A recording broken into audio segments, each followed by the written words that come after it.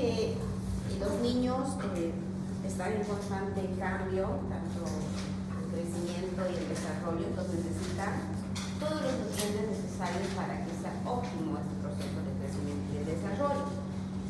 Se habla de que hay un periodo que transcurre desde la fecundación hasta los 2 primeros años, que es de singular importancia, dice. ¿Por qué? Porque precisamente en esta etapa es cuando varios órganos y sistemas se desarrollan y tienen como que un crecimiento acelerado. Habíamos puesto como ejemplo, por ejemplo, la parte neurológica, el cerebro, que alcanzaba casi un 80% los primeros años, los primeros 2, un buen porcentaje, y hasta los 6 ya el 80% estaba básicamente desarrollado. Y luego seguía su desarrollo hasta la etapa de la adultez, pero ya era un solo 20%.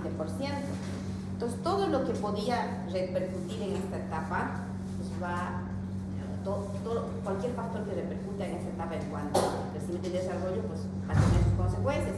Y uno de estos es la nutrición, que es un factor muy importante. Entonces, esa etapa se llama los 1000 días de oro. Uy, estos mensajitos me van a interrumpir, no me gusta. Los 1000 días de oro, ¿ya? 1000 días de oro. Entonces, ¿qué decimos? Que la nutrición, como dijimos, es un factor determinante, ¿ya? Es un factor determinante.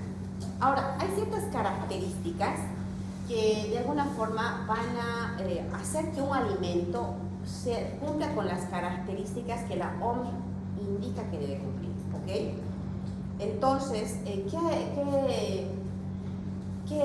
¿cuáles son las características de una dieta saludable según la OMS? Que sea completa, es decir, habíamos avanzado ya más o menos esto en lo que es la lactancia, ¿se acuerdan?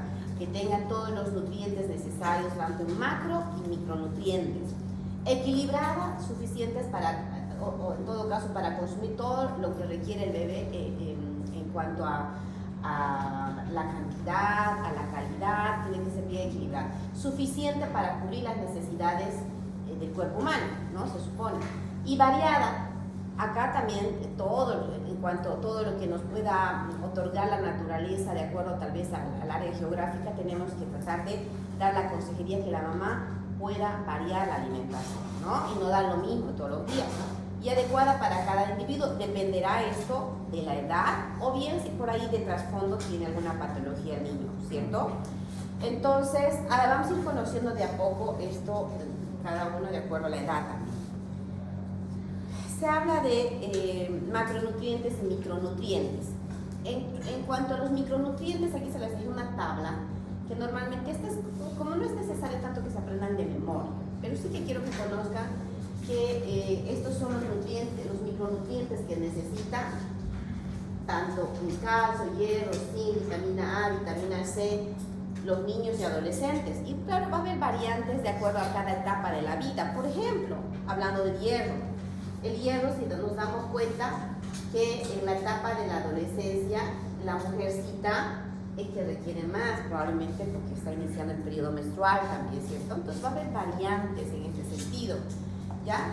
Y entonces es necesario que aportemos en la alimentación todos estos micronutrientes. Pero también es sabido que muchas veces en ciertos países, sobre todo en el nuestro, muchas veces nuestra alimentación no es tan variada y bueno, entonces se han visto estrategias para poder aportar estos micronutrientes mediante el Ministerio de Salud. Y acá en Bolivia, el Ministerio de Salud aporta micronutrientes en forma de chispitas. Acá les voy a mostrar estos de acá. ¿Ven? Chispitas. ¿Qué son las chispitas? Son sobrecitos que tienen hierro, zinc, ácido fólico y vitamina C. Entonces, desde los 6 meses de edad, los médicos nos vamos otorgando a los niños un sobrecito por día, ¿sí? Esto para aportar esos micronutrientes. Y luego ya también a partir de los 12 meses, otros 60 sobrecitos. Y ya a partir de los 2 años ya no les damos tal vez todo, pero sí les damos el hierro puro. ¿Por qué? Porque sabemos que a partir de los 6 meses normalmente el niño está con un crecimiento acelerado y muchas veces en esta introducción de la leche, de la alimentación complementaria, y bien ya va dejando también la lactancia materna, aunque no es, en realidad habíamos hablado que la lactancia materna es hasta los 2 años. Entonces, pero en este tiempo de introducción de la lactancia, perdón, de la alimentación complementaria, muchas veces va a haber una brecha faltante de algunos minerales, y esos hay que aportarlos a través de la alimentación, pero también a través de este aporte, ¿ya? En forma de chispitas o en forma de hierro. Saben que estoy mal en mi garganta y me temo que me dé un ataque de tos y no me traje agua. Bien, pero también tenemos que darle vitamina A, dice acá, ¿no? Y la vitamina A a todos los nenes se les da en forma de perlitas, son megadosis que se les da. Parte de los 6 meses se le da en la boquita.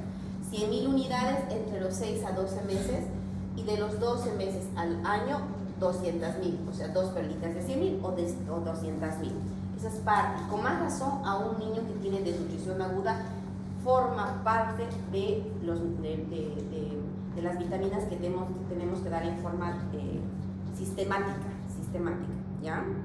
Entonces, vamos a hablar un poco de generalidades y conceptos, que sé que no somos nutricionistas, pero vamos a ir conociendo un poco. ¿Qué dice? Que una dieta correcta y adecuada, además de proporcionar energía y nutrientes, tiene otros objetivos. O sea que la alimentación no solamente se limita a comer y darle nutrientes, tiene otros objetivos. ¿Qué objetivos? Proporcionar sensación de bienestar, ya que el acto de comer lleva implícitos aspectos culturales y sociales. O sea, el comer en familia, el tener un momento agradable con la mamá, con el papá, ¿sí?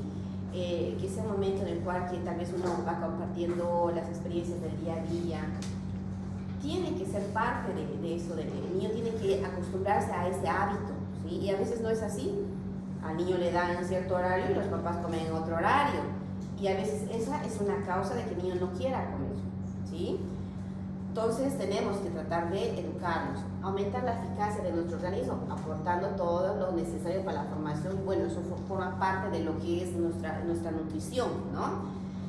Disminuye el riesgo de enfermedades, por supuesto. Si es que yo a esta etapa voy a nutrir bien, al futuro también el niño va a tener menos riesgo de enfermedades, ¿no? Por todos los macronutrientes y micronutrientes que implican. Vamos a ver incluso que ahora se habla de una alimentación complementaria perceptiva, aquella que se introduce a partir de los 6 meses. ¿Y por qué perceptiva en realidad? Porque yo como mamá debo percibir a mi niño cuándo tiene hambre, qué le gusta comer, ¿sí? Y cómo debo crear el ambiente agradable para mi niño, ¿sí? O sea, respetando incluso los periodos de saciedad y hambre de mi niño. Porque pasa que a veces los mecanizamos a los chicos. Ya, siéntese, coma, abra la boca, pum, ¿no? Entonces, y si no comes, ya, ahorita te voy a dar uno, o va a venir el pupu, ¿no? O sea, no sé si han escuchado eso. Sí. Entonces, es como que el niño ya, que genera en él ansiedad. Y ya dice, no, me duele la pata. ¿A usted les ha dado alguna vez ansiedad? A mí cuando me da ansiedad, me duele el estómago y no quiero ni comer nada y quiero vomitar. Entonces, a los niños es lo mismo. ¿Y qué pasa? Y las mamás a veces no enfocamos eso y hacemos que este periodo, porque no come, ya no quiere ni que llegue la hora del almuerzo, niño. 2, no respetamos los horarios. ¿Qué hacemos? Desde la mañana, ay, toma galletita, come gelatinita, come bananita, y toda la mañana van picando con algo. Y ahora un momento, ¿comerá el niño? ¿Al mediodía?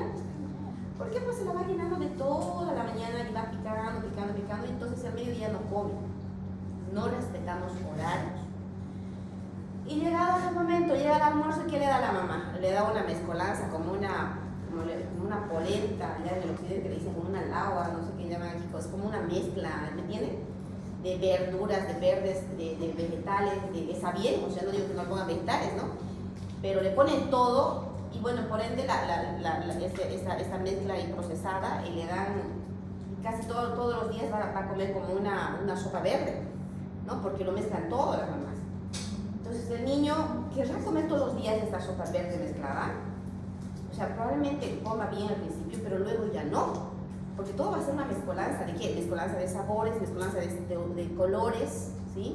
Entonces ni siquiera le vamos a enseñar al niño a diferenciar colores, sabores en su paladar. Sabemos que al niño hay que educarlo, ¿no? En sabores. Es más, incluso se dice que primero, cuando empezamos la alimentación complementaria, primero deberíamos darle lo salado, porque usualmente el paladar del niño tiende más a comer que le guste el dulce. Entonces, mejor a veces empezar por lo salado para que como que no le cueste luego. Y se dice que deberíamos ya empezar a darle sólidos desde los primeros, en forma de trocitos de los primeros 6 años. Y qué mejor antes de los 10 meses ya haya comido en forma de trocitos y aceptado el niño, porque después es más tarde, si pasamos esta etapa ya es difícil. No, otra vez es que cuando se apaga hay que volver, creo que a hacer esto. No me permito que se apague. Entonces es más difícil.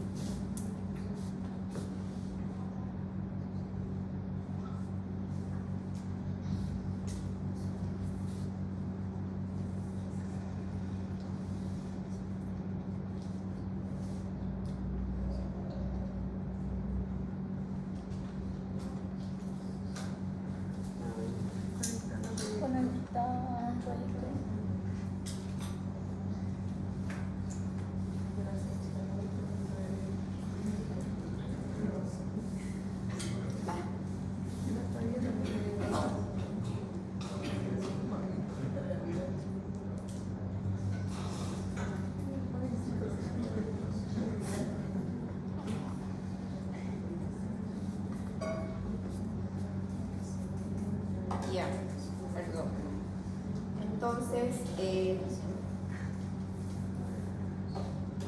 Entonces la alimentación va más allá, ¿sí?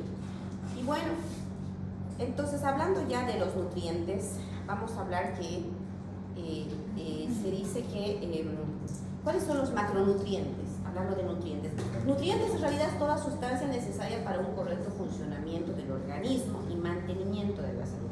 Y hay macronutrientes y micronutrientes. Los macronutrientes, ¿cuáles son? Hidratos de carbono, grasas y proteínas. Y también están los micronutrientes, ¿cierto? Ahí están las vitaminas y los minerales. Entonces, cada una tiene una función. Por ejemplo, hablando de las funciones energéticas, están los lípidos o grasas, están los hidratos de carbono y en menor función están las proteínas. Y en las estructurales, que forman tejido y todo, forman proteínas, lípidos, minerales y agua, ¿ok? Y las reguladoras del metabolismo celular y todo, están las vitaminas y los minerales, ¿ya? Eso en cuanto a los macronutrientes y micronutrientes. Por ejemplo, en cuestión de las proteínas, que sabemos que están formados por aminoácidos y muchos de estos aminoácidos no siempre lo vamos a tener nosotros en nuestro organismo y tienen que ser aportados por la alimentación. Se dice que una dieta equilibrada debe obtener proteínas de un 50% de origen animal y un 50% de origen vegetal, ¿no?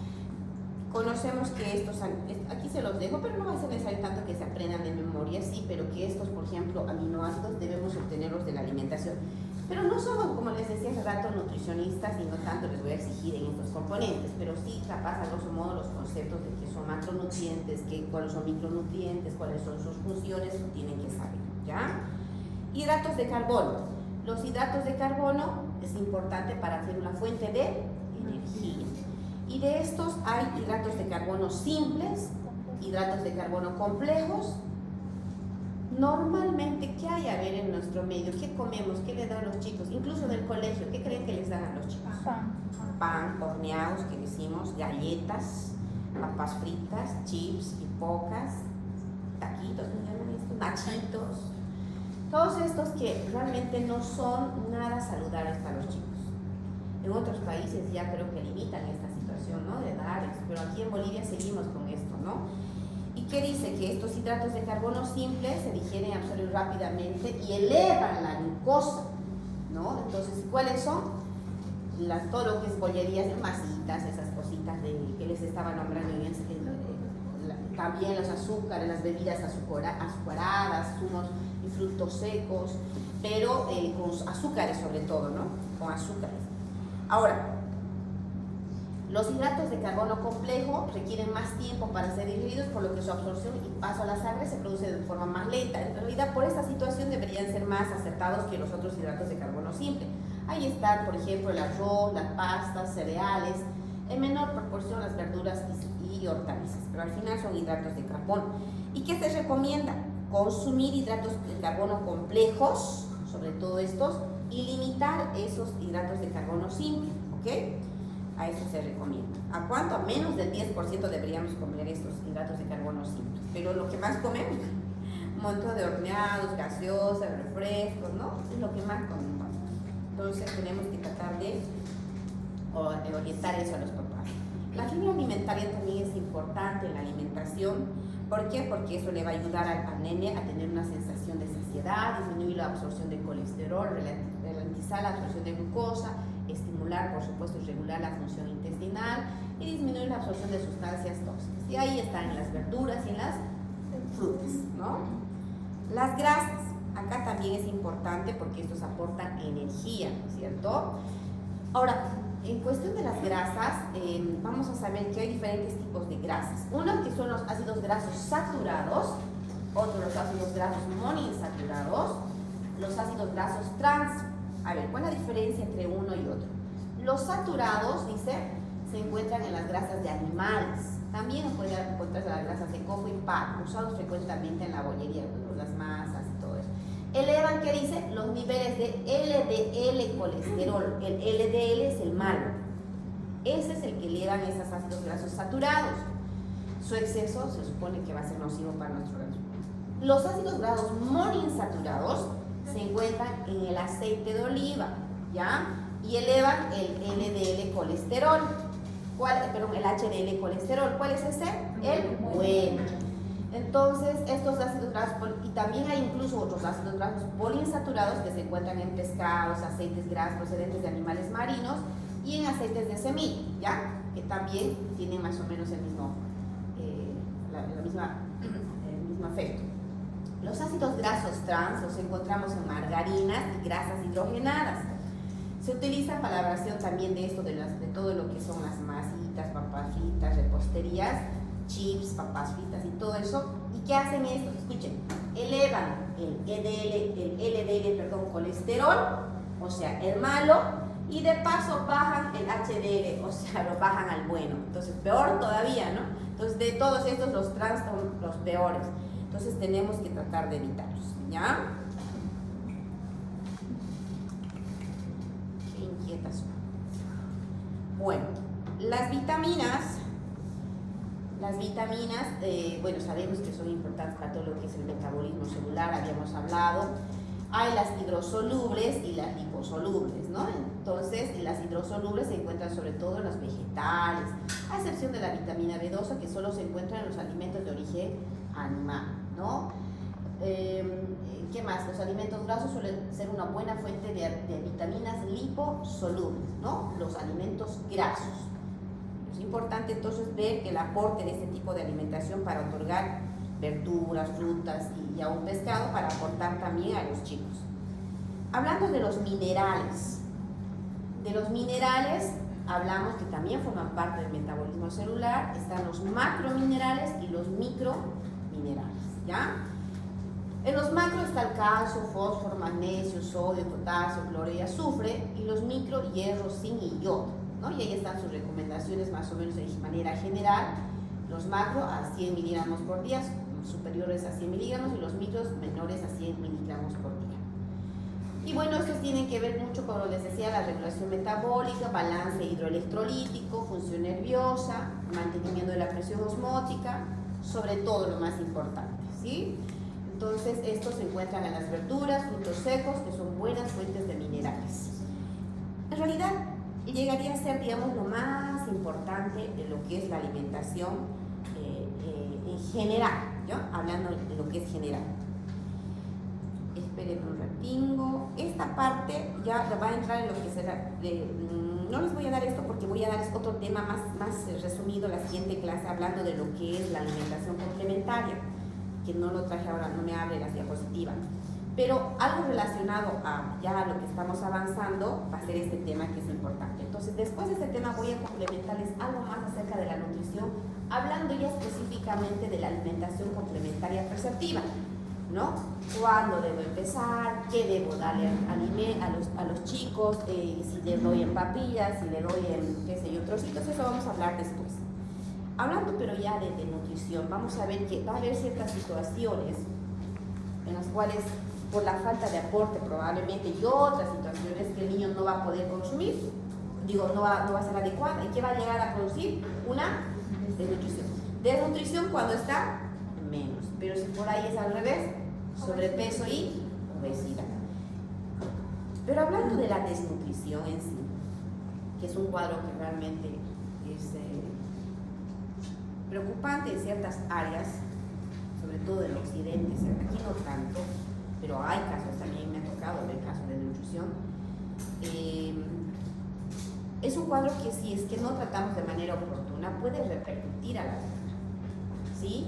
Puede repercutir, porque el niño desnutrido, sobre todo el crónico, no solamente va a ser afectado, digamos, no va a ser simplemente afectado el peso, sino la talla y también el funcionamiento de otros órganos que a la larga, por más que le nutra, ya no es reversible, como vamos a ver ahora.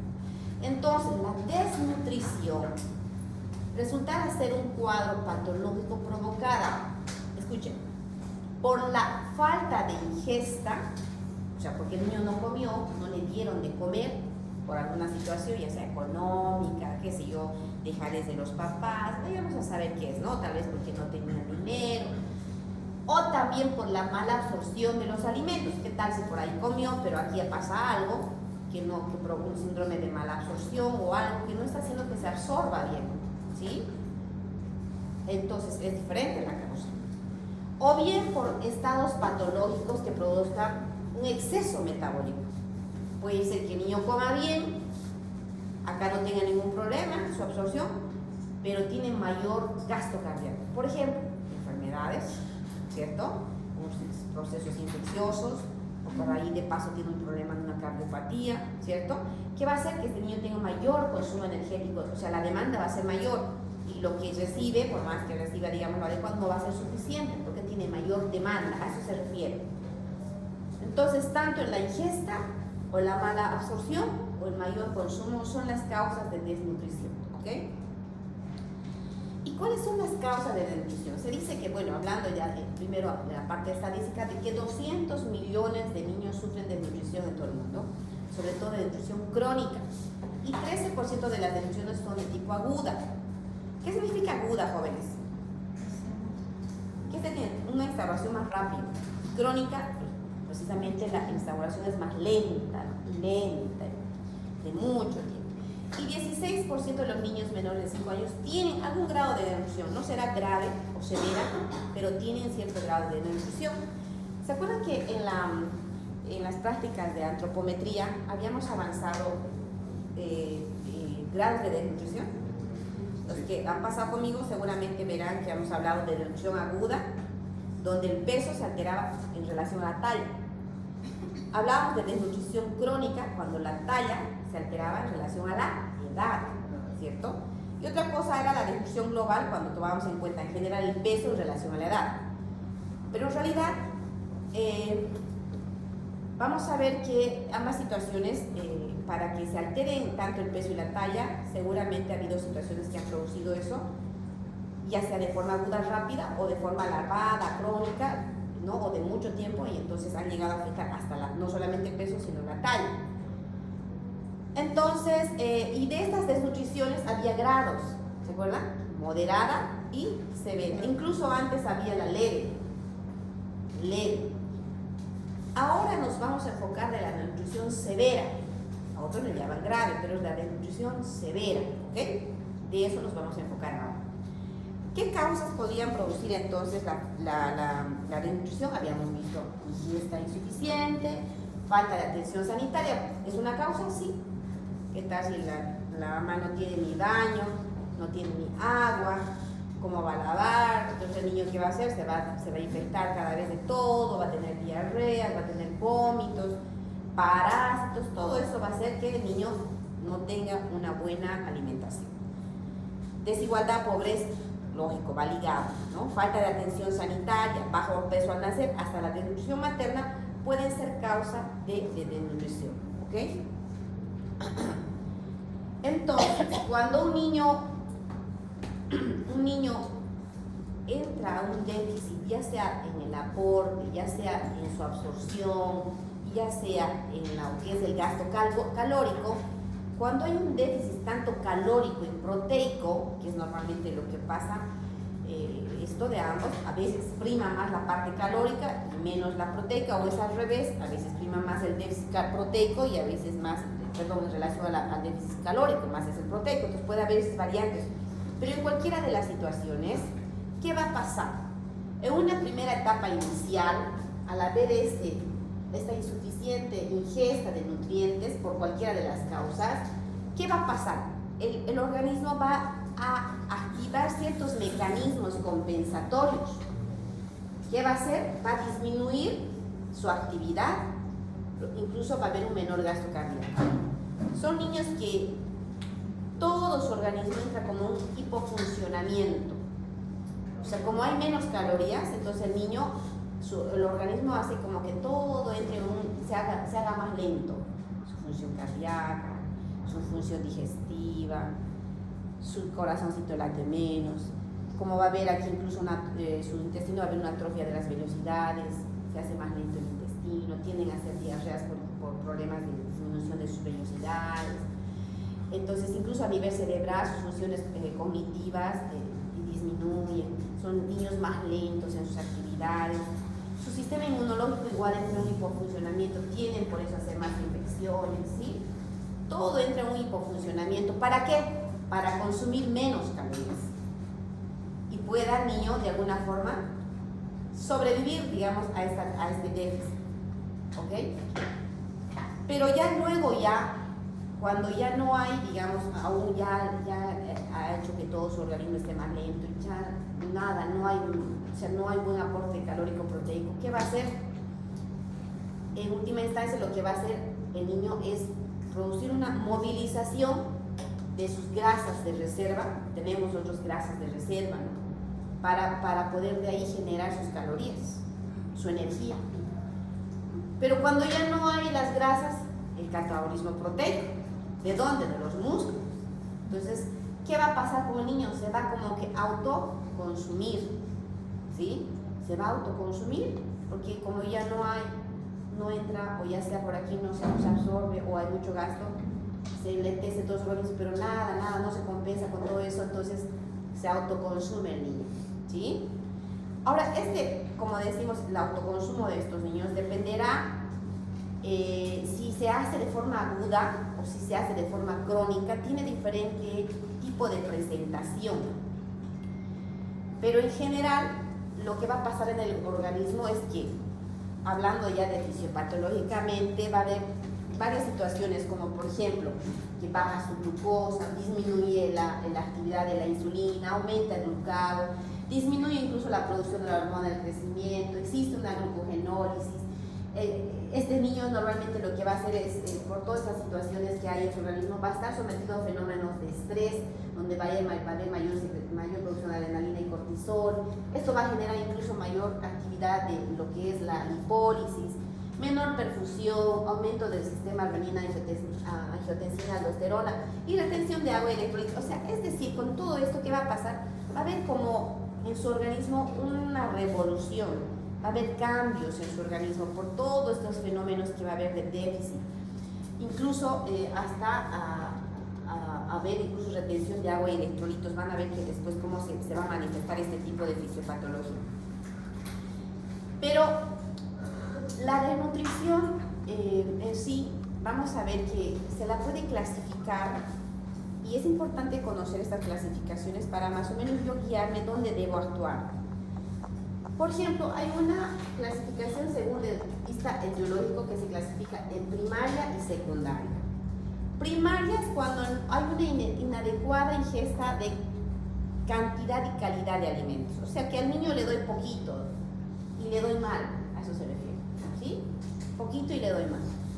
Y secundaria es cuando es producida por un estado patológico que produce mayor consumo. Qué sé yo, un niño que se infecta cada vez, que tiene neumonías, que tiene diarreas, es un niño entonces que va a demandar más energía, ¿sí? Entonces, son dos tipos de etiología. Y entonces el tratamiento es muy diferente, el enfoque si bien el tratamiento que les digo, en una primera instancia capaz no va a variar mucho, ¿sí? Para recuperar al niño, pero ya después para poder evitar que este niño nuevamente se desnutre, hay que trabajar en diferentes aspectos. esta señora no tiene con qué darle, ¿no? Porque no le está dando la cantidad y calidad. Capaz ahí vamos a tener que trabajar con la parte de apoyo social, o ¿qué se llama? Trabajadora social, o la visitadora social, y ver de alguna forma ayudarle también a la mamá a enseñarle cómo debe darle el alimento. Acá es tratar la causa, ¿no? Tratar la causa. Que tal vez también en una primera instancia es la pobreza que ha hecho que esta niña o este niño se enferme cada vez, ¿no? Y también tendrá que trabajar. Pero subsanar las causas de las infecciones es importante, ¿no? A ver, por ejemplo, acá dice, paciente de 8 meses que recibió lactancia materna libre demanda, o sea, bien, ¿no? Si es a libre demanda. Recibe 3 papillas con pollo, vaca, verduras y cereales, pero presenta cuadros diarreicos frecuentes y en 2 ocasiones neumonía. Se encuentra delgado y tiene una talla entre -2 y -3, o sea que está un poco alterada la talla, ¿cierto? ¿A qué tipo de desnutrición pertenece este niño? ¿Ah? Secundario. O sea, es como que, bueno, este niño está comiendo bien, pero por alguna situación se está desnutriendo, que son las diarreas e infecciones frecuentes, ¿cierto? Entonces el enfoque va a ser diferente. Hay otro también tipo de desnutrición según el momento en cual ha aparecido la desnutrición. Por ejemplo, la prenatal, pues no es fácil de entender, es antes de que el bebé haya nacido, y la postnatal después.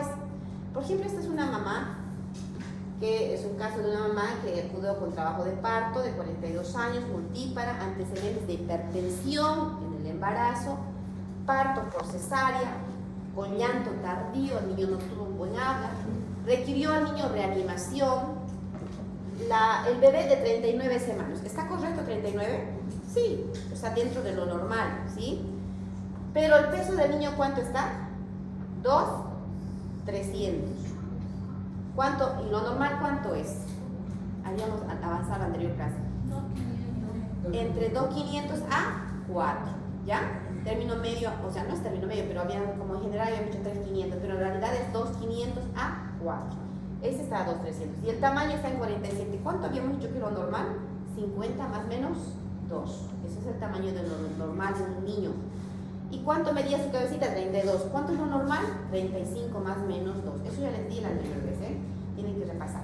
Entonces ven que este niño nació pequeñito, con bajo peso, incluso hasta la cabecita pequeñito.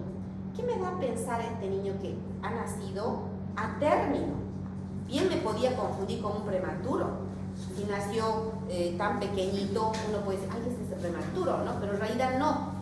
Van a saber que cuando llevemos, que se llama atención de recién nacido, y aprendamos a hacer la valoración de la edad gestacional del niño, según unas test que se hace, vamos a poder diferenciar si este niño es a término, pretérmino o postérmino, ¿ya? Según las características físicas. Pero si yo veo un niño pequeñito, digo, wow, este niño debe ser prematuro, pero en realidad no. Este niño fue un niño a término, de 39, está bien, porque un niño de 38 hasta 42 es a término, o sea que nació dentro de lo normal, pero pequeño. ¿Qué nos da a pensar? Que se ha desnutrido por causa de la madre, porque la madre tuvo hipertensión, ¿sí? Yo me voy a dar cuenta que esta es una desnutrición prenatal, por causa materna, ¿sí? Y este niño probablemente avance un buen tiempo también hasta que podamos equilibrarlo, ¿sí? Ahora, esta es una clasificación que se llama clasificación de Waterloo. Bueno, nosotros conocemos una que hemos hablado utilizando las tablas antropométricas, ¿cierto? Eso ya hemos avanzado en prácticas. ¿Cómo voy a clasificar tomando en cuenta su peso, el tamaño y la edad al niño? Desnutrición moderada y severa. Pero acá Waterloo hace otra clasificación también tomando en cuenta ciertos porcentajes que debe tener el bebé para clasificarlo como leve o como moderado o como severo. Vamos a hacer un ejemplo. Por ejemplo, paciente dice de 12 meses de vida, consulta por control con diarrea aguda, presenta sangre, las heces, eso se llama disentería, tiene fiebre, no presenta signos de deshidratación, tiene un peso de 7,200 y una talla de 71. Según Waterloo, dice, o sea, clasifique el grado de desnutrición, Según Waterloo, de grado y tipo de... o sea, del grado de desnutrición. O sea, hagamos el ejercicio. Según Waterloo, ¿a qué grado de desnutrición pertenece este niño? Sabiendo que, dice, el peso normal de un niño para la edad que tiene de 1 año es más o menos de 9,800 hasta 10. Y sabiendo que la talla de un niño, o sea, eso se llama la talla esperada, que lo normal para un niño de esa edad es de 74. Entonces, ¿cómo yo debo hacer, jóvenes? Ustedes que ya están, los que están haciendo prácticas ya de, ¿cómo se llama? De cálculo de antibióticos, de medicamentos, ¿se acuerdan? Hemos hecho la regla de 3. Lo mismo, ahora vamos a hacer. Ay, no puede ser, lo dejé en la bolsa, en los marcadores. ¿Alguien tiene un marcador? Préstame el marcador que se borra, por favor. Pero ustedes pueden hacerlo en sus cuadernos de ejercicio. A ver. O sea que esto sería lo esperado, o sea, lo normal. Aquí me está dando los datos de lo normal. ¿Cuánto es lo normal para un niño de 1 año? Pero mi niño pesa esto y mide esto. Gracias. Entonces, ¿qué debo decir? Sacando lo que es el peso, primero el peso. Se dice que si sacan 9,800 es el 100% que yo quisiera que mi bebé tenga, ¿sí? Eso es lo que se llama la talla, perdón, el peso esperado. Pero resulta que mi niño, ¿cuánto tiene? 7,200, ¿sí? Entonces, ¿cuánto porcentaje tiene mi niño? Regla de 3. Esto por esto dividido en 3. A ver, saquen. Eso es regla de 3, ¿no ven? Estoy despejando. ¿Cuánto sale?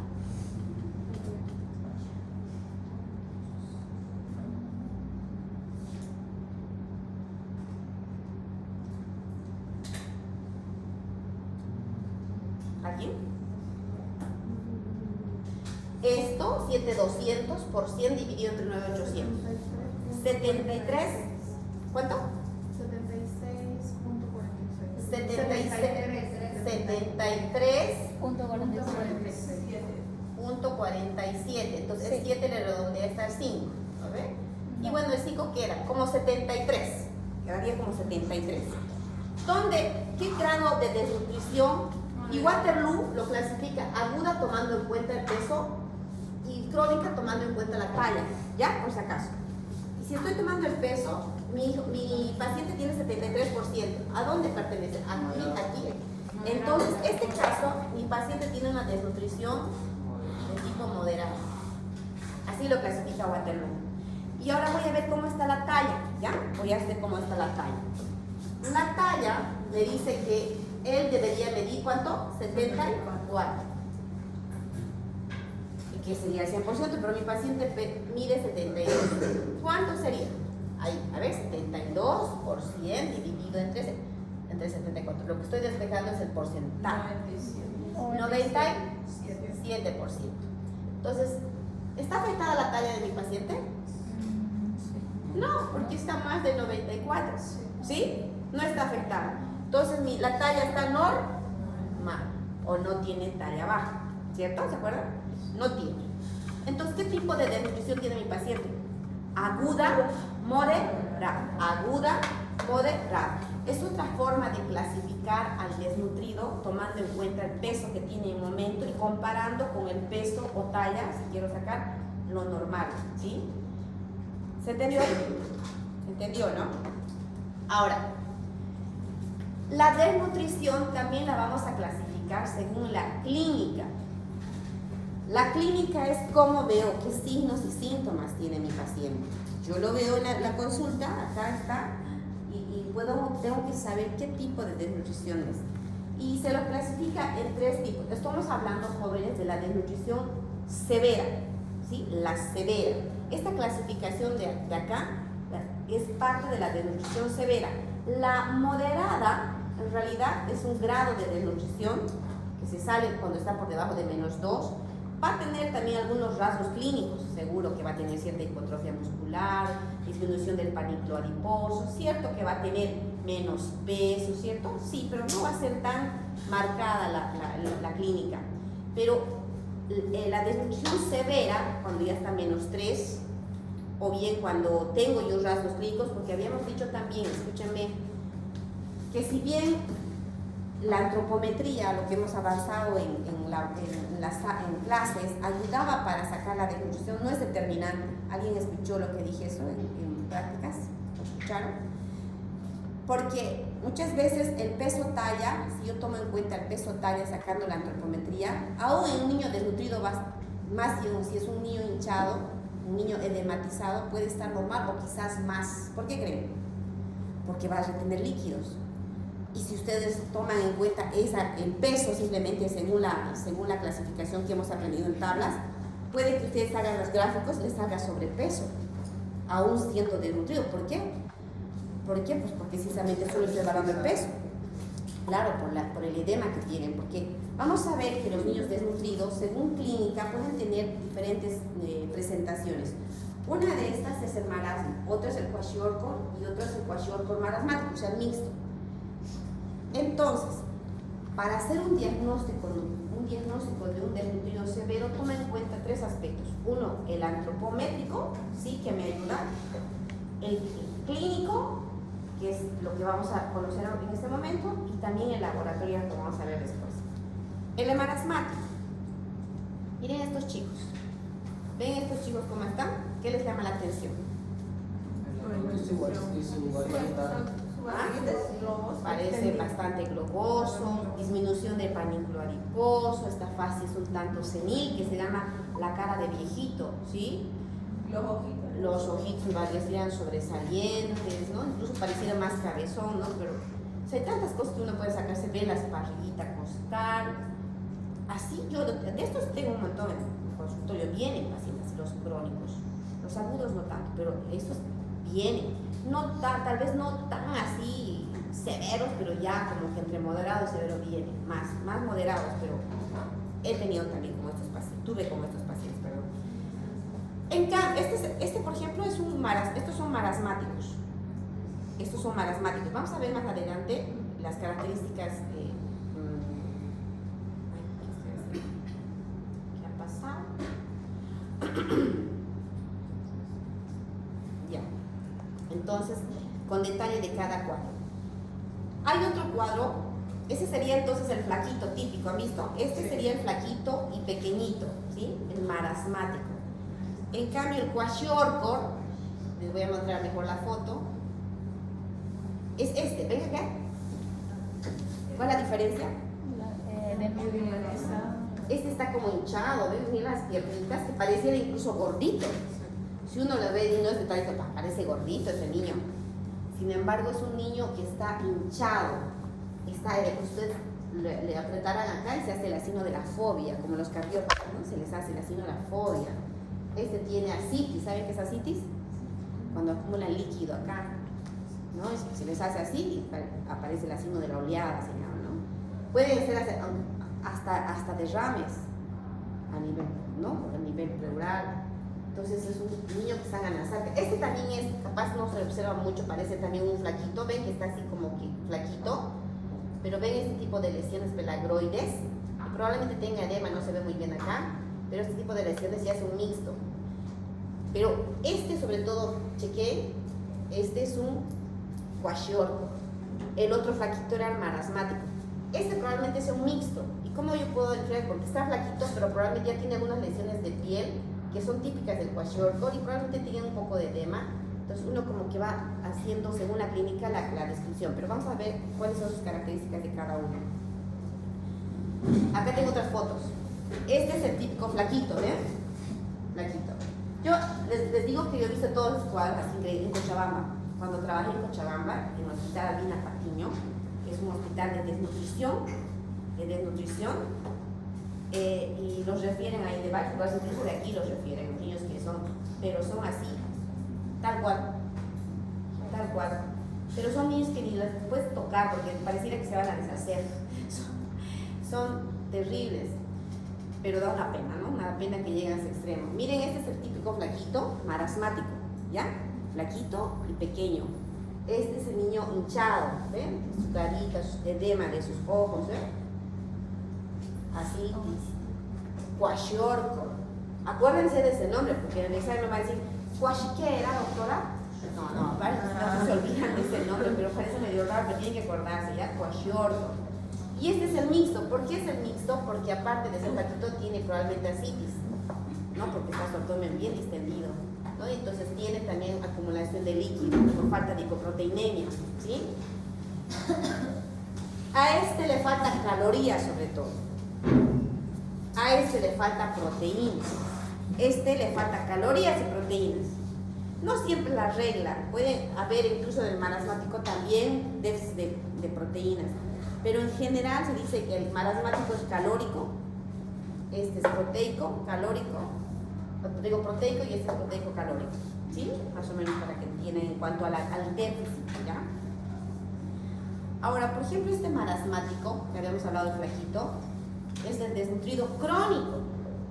Si hablo de desnutrido crónico, es aquel que se ha producido por buen tiempo y se ha afectado la talla, eso tiene que estar en mi mente. Está causado por deficiencia de proteínas, también incluso dice aquí, pero sobre todo de calorías y cuerpo, ¿ya?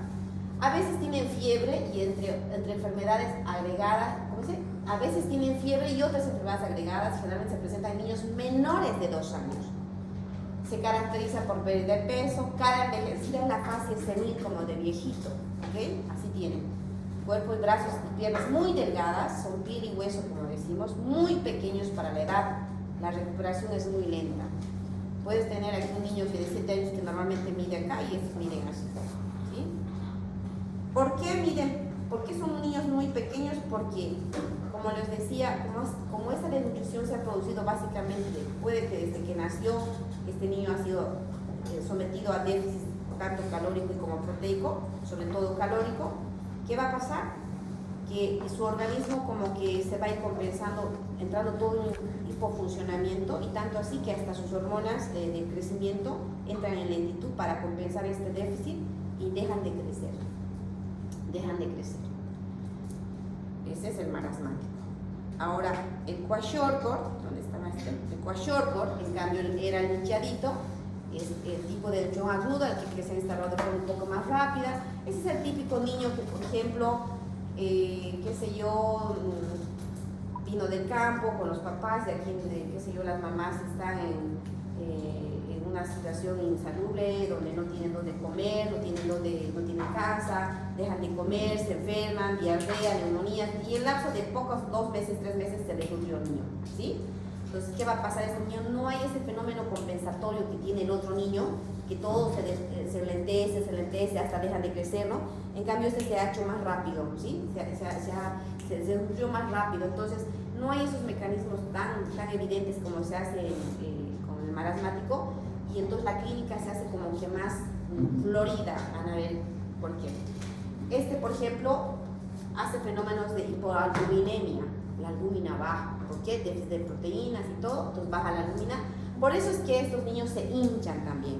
Va a haber trastornos incluso en lo que son la vascularidad, esta retención de agua, que había muchos trastornos de tipo renal, porque no ha llegado a compensarse la situación. Entonces, ¿qué va a pasar? Este niño se va a hinchar, se va a edematizar, ¿sí? Puede hacer hasta nasal. Tiene la cara redondeada, abdomen abombado.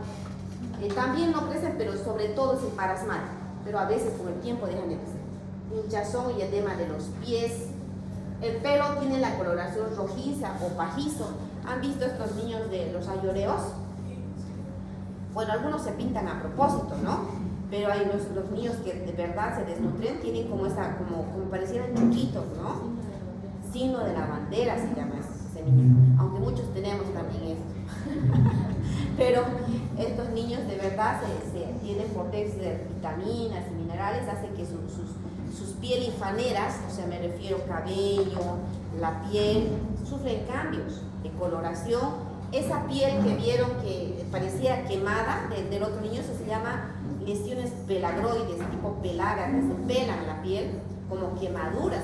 Ver a un niño Kwashiorkor es como ver a un niño quemado, su piel se empieza a pelar totalmente. Entonces, y estos son niños que tienen una recuperación, si bien son niños que se pueden descompensar rápidamente si no hago un buen tratamiento, más que el otro, porque el otro se compensó, ¿no? El marasmático se compensó, lentamente, pero se compensó, o sea, hasta cierto punto, ¿no? Se logra compensar. En cambio, a veces no, si no se trata, pero si se trata oportunamente, incluso puede recuperar más fácil este paciente, ¿sí? Y la recuperación puede ser buena si se trata adecuadamente. Y bueno, el mixto es la combinación de ambos, tanto del marasmático como del kwashiorkor, ¿ya? Bueno, aquí hay algunas simplemente diferencias entre ambas tomando en cuenta la clínica. Por ejemplo, dice, el marasmático, el flaquito, tiene un retardo de crecimiento. Este puede tener, pero este tiene más, ¿sí? Más retardo. Este tiene una pérdida de peso, tiene más. Este marasmático este puede tener, pero este tiene más. La atrofia muscular es más notorio igual en el marasmático. Hay trastornos infectivos en ambos, pero sobre todo es más en el marasmático. Alteraciones psíquicas también, pero el kwashiorkor, ese que se ha instalado de forma más aguda, tiene trastornos, son más lentos, más torpes en sus acciones. Alteraciones de la piel y faneras, ese es más el kwashiorkor, ¿cierto? La hipoproteinemia, este puede tener, pero sobre todo el kwashiorkor.